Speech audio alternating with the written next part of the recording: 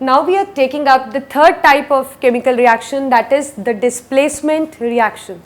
So as the name suggests that in this reaction a displacement will be occurring. Displace means change in place of elements, right. So before we take up the displacement reaction, you need to be familiar with the reactivity series, what actually that reactivity series is. So reactivity series is just the arrangement of elements according to their reactivities. It is just the arrangement of elements in the decreasing order of reactivities, that means more reactive at top and less reactive at bottom. So I am just writing the reactivity series for you, and you need to remember this series because you won't be provided with this series in the chapter. You have to remember it so that on the basis of it you will be able to do the displacement reactions, right. So reactivity series of metals is this. Just look at the board carefully.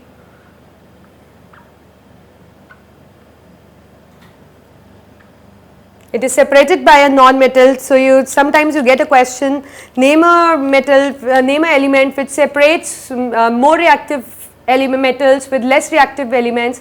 Is that a hydrogen? And after that we have the elements which are less reactive than this thing hydrogen. They possess very less reactivity, that is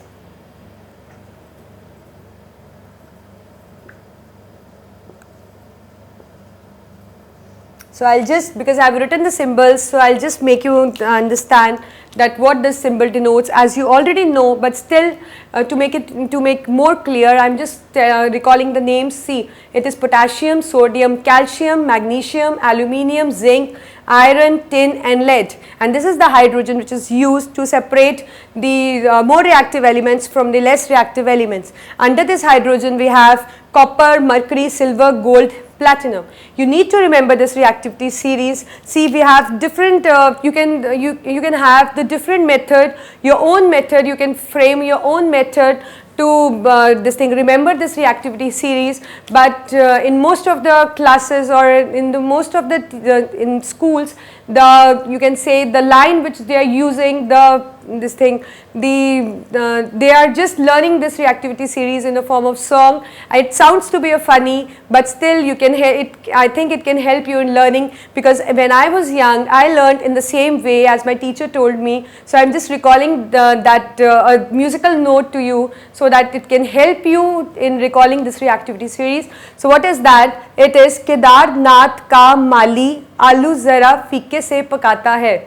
Then copper, mercury, silver, gold and platinum. So you can frame your own song to remember this reactivity series. I've told you my song that my teacher told me to how to remember it. So just you can frame a similar method to just recall this series, because this reactivity series plays a very important role, because the element which is placed above is more reactive than the element which is placed down, and for the displacement reaction to be happen, so it can happen only at the cost when the more reactive element react with less reactive element, because from this reactivity series we conclude that more reactive element can more reactive metal or element, whatever you can say, because it happens for non-metal also, in case of non-metals also. So because I have written the series for metals, so just write, there is a method, there is a conclusion made on the basis of this reactivity series, is that more reactive metal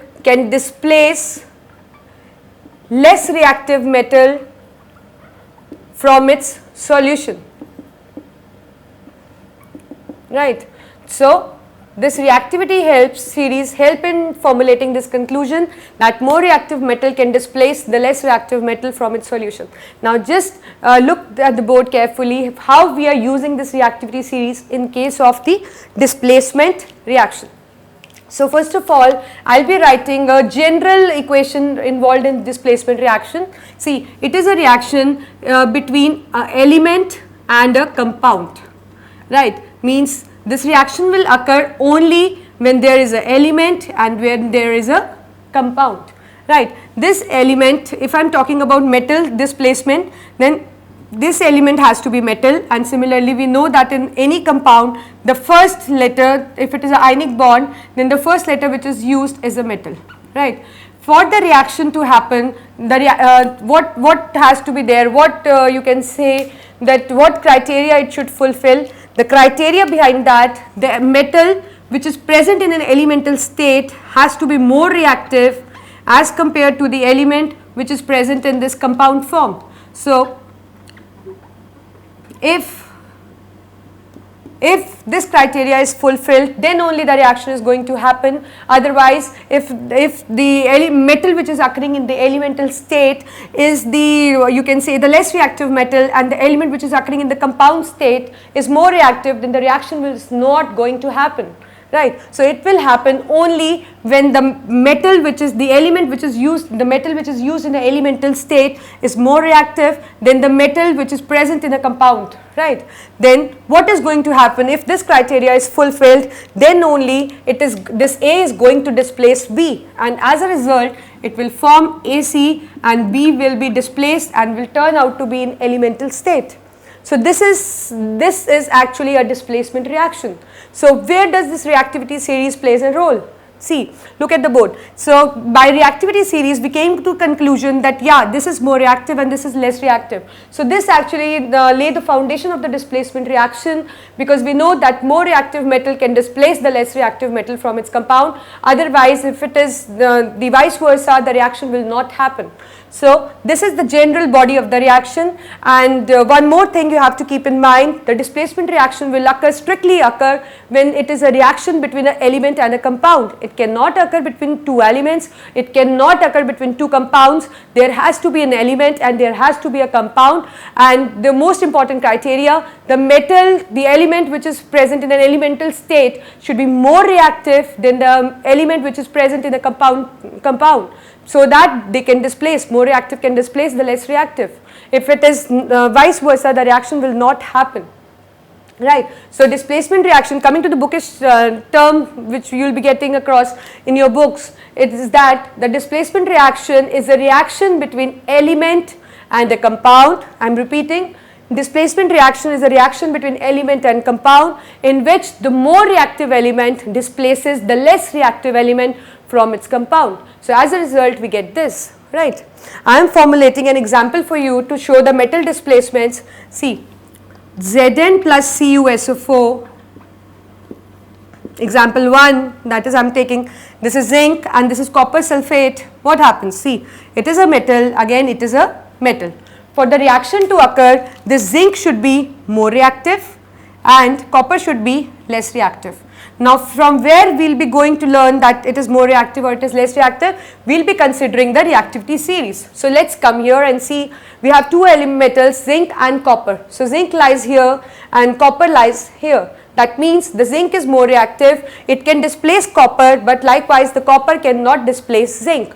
So, as we can see, the zinc is more reactive metal is present in the elemental state, so that means it can easily displace copper. Now, that means the copper will be displaced by zinc and zinc will be combining with the sulfate. Now, how you will formulate the molecular formula, this we will be doing in language of chemistry in detail, but for this moment I am telling you that how I am just combining zinc and sulfate. So, just look at here, I am just writing the valencies.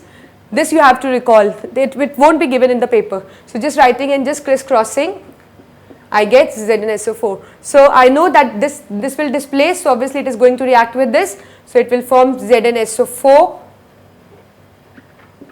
and plus Cu. So, this is how I am going to tell to reveal how the displacement reaction has taken place. So, this example I took was entirely on the metals, showing the more reactive metal and the less reactive metal. We can have the displacement reaction for the non-metals also. More reactive non-metal can displace the less reactive non-metal as well. Look at the board.